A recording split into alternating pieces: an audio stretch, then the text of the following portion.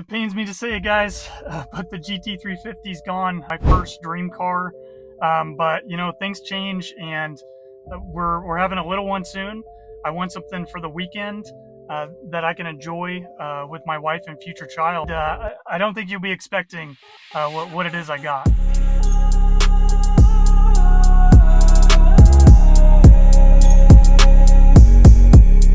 Like I said, maybe a little surprising, but I'm going to tell you why I traded for one of the most immaculate 2018 F80 M3s I could find in the country.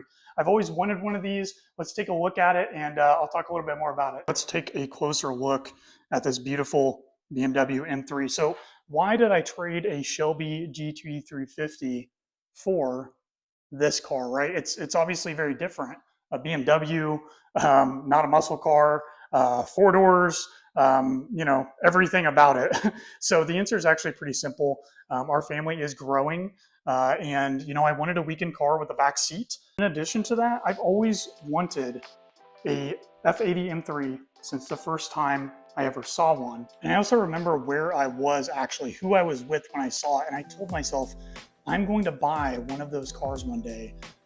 You know, it may not be the right time, and it may need to be a certain point in my life, but you know, the GT350 at one point made more sense. I you know, kind of forgot about this car, honestly, but once it did make sense, this was the first thing I thought of, you know, in the world of aggressive sedans, and I think it is one of the best looking possibly sedans that you could buy. So some of my favorite parts of the car that were a must was like the carbon roof. I mean, you have to have that with these cars. It's got the BMW factory carbon mirror caps.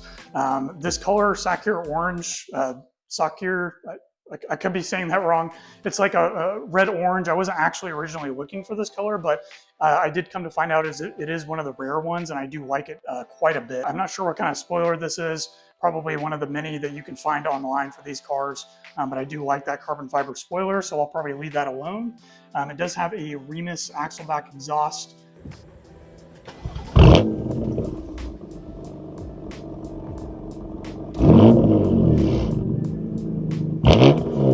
Looking at the inside, this car was fully loaded as well. One of the things that wasn't a must, but you know, the GT350 was manual. Obviously, this is a DCT car, it has paddles, but you know, to me, that is a little bit of a plus. It does mean the wife can drive it, especially if there's an emergency or something and we're out. I like the peace of mind, and honestly, the DCTs in this car are amazing. I'm loving it so far. I'm not missing having a manual too much. It's something different. You'll see looking at the back, they did have the carbon fiber seat backs installed, you know, full leather, heads-up display, all the packages. I think the original sticker on this car was close to 87K, which is one of the higher that I've seen when I was looking at these. So this thing is in really good shape. It has 20,000 miles, 2 owners. The first one was a lease. It did come with PPF on the entire front clip, the mirror caps up the sides, halfway on the carbon roof. It didn't have the doors done. I did find out it had this little strip right here up about halfway, and whoever did the PPF on this did an amazing job. Since then, thanks to the guys at Cornerstone Tint, we got all 4 doors PPF wrapped with Autobond ceramic PPF. We got the rocker panels wrapped, and then we also got you know, just the little strips back here.